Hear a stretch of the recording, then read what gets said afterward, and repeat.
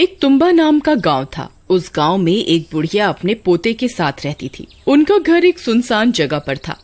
उनके घर के आसपास किसी गांव वाले ने अपना घर नहीं बनाया था, क्योंकि सबको पता था कि उस घर में रहने वाली बुढ़िया श्रापित है। उसे एक शैतान का श्राप लगा था। उसका चेहरा बहुत डरावना हो गया था। उसका पोता उसे जंजीरों से बांध कर रखता था। उसके चेहरे में 2 बड़ी बड़ी कीलें लगी हुई थी। कभी कभी उसके अंदर का हैवान जाग उठता था तो वह अपने पोते को भी खाने की कोशिश करती थी। कहाँ मर गया तू? जल्दी मुझे आटे की गुड़िया दे, नहीं तो मैं तुझे ही खा जाऊंगी। दादी थोड़ा सब्र रखो, खाना ला रहा हूँ, बस अभी आया। फिर हीरा उसके लिए आटे की गुड़िया बनाकर लाता है और उसकी तरफ फेंक देता है। फिर वह गुड़िया जानवरों की तरह उस आटे की गुड़िया को खाने लगती है। बहुत भूख लगी है। फिर वह आटे की गुड़िया को खाकर उसे थोड़ी तृप्ति मिलती है और वह कुछ शांत होती है। दादी तुम्हारी ऐसी हालत कैसे हो गई? बेटा, मैं आज तुझे एक सच बताने जा रही हूँ। इसके बारे में किसी गांव वाले को नहीं बताना, नहीं तो अनर्थ हो जाएगा। बहुत साल पहले मुझे जंगल में एक खजाने के बारे में पता चला था। उसे पाने के लिए मैं कुएं में उतरी। वहाँ एक शैतान था जो जन्म जन्म का भूखा था। उसकी कमर में एक सोने की पोटली बंधी हुई थी। मैंने उसकी तरफ आटे की गुड़िया फेंकी तो वह उसे खाने में मगन हो गया। तभी मैंने उसकी सोने की पोटली को खंजर से काट दिया। उसमें से सोने के सिक्के गिरे। मैंने उन्हें झट से उठाया और कुएं से जल्दी से बाहर आ गई। मैं अगली रात फिर से कुएं के अंदर गई। मैंने फिर से उसकी तरफ आटे की गुड़िया फेंकी और उसकी पोटली को खंजर से काट दिया और सोना इकट्ठा करने लगी। लेकिन उस दिन मेरा लालच मुझ पर हावी हो गया। मैं ज्यादा सोने के सिक्के इकट्ठे करने में लग गई। तब तक वह शैतान आटे की गुड़िया खा चुका था। अब मेरे पास उसकी भूख मिटाने के लिए कुछ नहीं था। मैं जल्दी से रस्सी के सहारे बाहर निकलने लगी। तभी उसने मेरी टांग पर काट लिया और मैं भी श्रापित हो गई। उस दिन के बाद से मेरी ऐसी हालत हो गई है। अगर मुझे समय पर आटे की गुड़िया नहीं मिली तो मुझे डर है मेरे अंदर का शैतान किसी दिन तुझे अपना शिकार बना लेगा। बेटा, मुझे अब ऐसी जिंदगी और नहीं जीनी। मुझे मुक्ति दे दे। मैं अब थक चुकी हूँ। मैं किसी दिन तेरी जान ले लूंगी। मुझ पर एक कृपा कर, मुझे अब मुक्ति दिलवा दे बेटा। लेकिन दादी, मैं इस श्राप से आपको मुक्ति कैसे दिलवाऊं? बेटा, मेरे शरीर को आग के हवाले कर दे, इससे मुझे मुक्ति मिल जाएगी। लेकिन तू कभी खजाने के लालच में उस कुएं की तरफ मत जाना। फिर हीरा से अपनी दादी की हालत देखी नहीं जाती और वह अपने झोपड़े में आग लगा देता है और उसकी दादी को मुक्ति दिलवा देता है। अब मुझे कुएं में जाकर उस शैतान से खजाना लाना ही होगा। फिर एक दिन हीरा आटे की गुड़िया बनाता है और उस कुएं में उतर जाता है। हे दानव, कहाँ है तू? देख, मैं तेरे लिए आटे की गुड़िया लाया हूँ। आ, जल्दी आ जा। तभी आटे की गुड़िया की महक सूंघकर वह शैतान वहाँ आ जाता है। उसे देखकर हीरा की सिट्टी पिट्टी गुल हो जाती है। अरे मर गए रे। दादी की बात तो सच निकली। यहाँ तो सच में एक शैतान है। फिर वह शैतान उसकी ओर बढ़ने लगता है। तभी हीरा उसकी तरफ आटे की गुड़िया को फेंक देता है और वह शैतान उसे खाने लगता है। इसी का मौका उठाकर हीरा खंजर से उसकी सोने के सिक्कों की पोटली को फाड़ देता है और उसमें से सारे सोने के सिक्कों को इधर उधर बिखेर देता है। फिर सोने के सिक्के उठाना शुरू कर देता है। उसका लालच बढ़ता जाता है और वह सिक्के उठाने लगता है। तभी वह शैतान पूरी आटे की गुड़िया को खत्म करने वाला होता है। अरे मर गए रे। ये नास मिटा तो इतनी जल्दी पूरी गुड़िया ही खा गया। ये गुड़िया खत्म होते ही मुझ पर हमला करेगा। मुझे अभी यहाँ से निकलना होगा। हाँ। फिर हीरा जल्दी से रस्सी पकड़कर ऊपर कुएं से बाहर निकलने लगता है। तभी वह शैतान पूरी गुड़िया खा लेता है और उसका ध्यान हीरा की तरफ जाता है। तब वो भी रस्सी पकड़कर कुएं से बाहर निकलने की कोशिश करता है। लेकिन जैसे ही उसका हाथ कुएं से बाहर निकलता है वह जलने लगता है। और जलने से बचने के लिए वह फिर से कुएं के अंदर चला जाता है और अपने सोने के सिक्कों को वापस बटोरने लगता है। अरे वाह, आज तो मजा आ गया। मेरे हाथ 5 सोने के सिक्के लग गए। एक काम करता हूँ, कल बहुत सारी आटे की गुड़िया लेकर आऊंगा, फिर वो शैतान उन्हें खाने में मगन हो जाएगा और मैं सारे सिक्कों को इकट्ठा कर लूंगा। वाह! फिर इतना सोचकर हीरा आटे की गुड़िया बनाना शुरू कर देता है और 5 आटे की गुड़िया तैयार कर लेता है।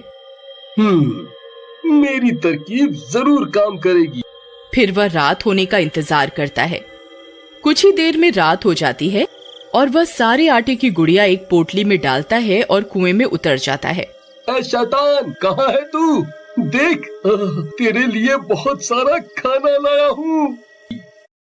तभी सामने से 5 शैतान आ जाते हैं। हीरा उन 5 को देखकर दंग रह जाता है। अरे मर गए रे, दादी ने तो एक ही शैतान के बारे में बताया था। ये 5 कहाँ से आ गए? अब मैं क्या करूं? कहीं मैंने कोई गलती तो नहीं कर दी? मैं रोज एक गुड़िया लाता था तो एक ही शैतान आता था। हे भगवान, ये मैंने क्या गलती कर दी? इसके बारे में तो मैंने सोचा ही नहीं। अब क्या करूं? तभी वहाँ 5 शैतान आ जाते हैं और वे भूख के मारे तड़प रहे होते हैं।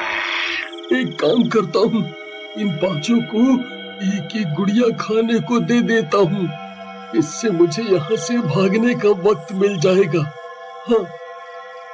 फिर हीरा एक आटे की गुड़िया एक शैतान की ओर फेंकता है तो 5 शैतान उस गुड़िया के ऊपर टूट पड़ते हैं। कोई उसकी टांग खा जाता है तो कोई उसका सिर, और पलक झपकते वो 5 मिलकर उस गुड़िया को खा जाते हैं।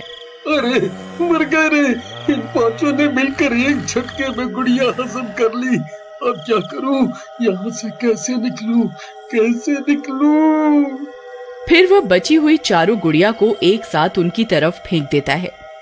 5 में से 4 शैतानों को एक एक गुड़िया मिल जाती है। वह 4 उन्हें खाने में मगन हो जाते हैं, लेकिन एक शैतान अभी भी भूखा होता है और हीरा की तरफ देख रहा होता है। अरे मर गया रे, इस नास मिटे के हिस्से में तो कुछ आया ही नहीं। अरे भागो रे, भागो रे। फिर जैसे ही हीरा रस्सी पकड़कर ऊपर से निकलने की कोशिश करता है, वो 5वां शैतान उसकी टांग पकड़ लेता है और उसकी टांग पर काट खाता है। अरे मर गया रे! अरे कब्बा, छोड़ मेरी टांग। अरे ये तूने क्या कर दिया कब्बा? फिर हीरा किसी तरह कुएं से बाहर निकलता है। अरे बहुत दर्द हो रहा है रे। हाय, अब मैं क्या करूं? कहीं वो दादी वाला श्राप मुझे भी तो नहीं लग जाएगा? कोई है? कोई मेरी मदद करो, कोई मेरी मदद करो। फिर देखते ही देखते हीरा भी शैतान में बदल जाता है। उसे भी श्राप लग जाता है। फिर हीरा अपने दोनों हाथ और पैरों के सहारे चलने लगता है। उसे बहुत भूख लगती है और वह आटे की गुड़िया की खोज में पूरे गांव में भटकने लगता है। मुझे बहुत भूख लगी है। मैं किसी को नहीं छोड़ूंगा।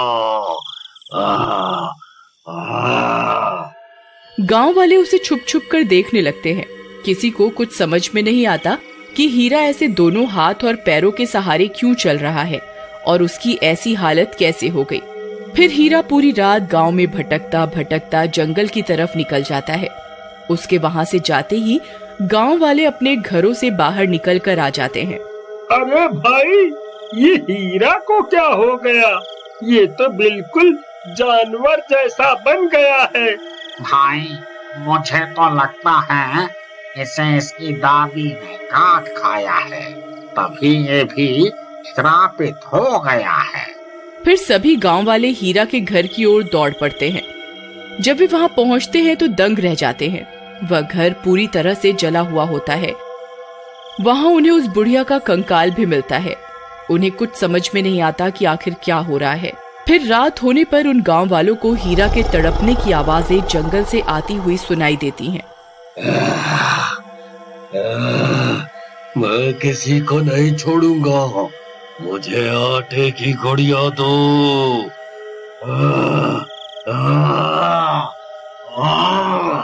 मुझसे और बर्दाश्त नहीं होता। अरे भाई, ये तो उसी हीरा की आवाज है। अगर ये गांव में आ गया तो सबको अपने जैसा बना देगा। अरे भाइयों, देखो हीरा इसी ओर आ रहा है, हमें इसे जला के मारना होगा, नहीं तो हम भी इसके जैसे बन जाएंगे। फिर जैसे ही हीरा वहां पहुंचता है, सभी गांव वाले मशाल उसकी तरफ फेंक देते हैं और हीरा जलने लगता है। गांव वालों, तुम्हारा बहुत बहुत शुक्रिया, तुमने मुझे मुक्ति दिलवा दी। मैं लालची बन गया था। मुक्ति। लेकिन वह कुएं का दानव आज भी उस कुएं में अपने शिकार का इंतजार कर रहा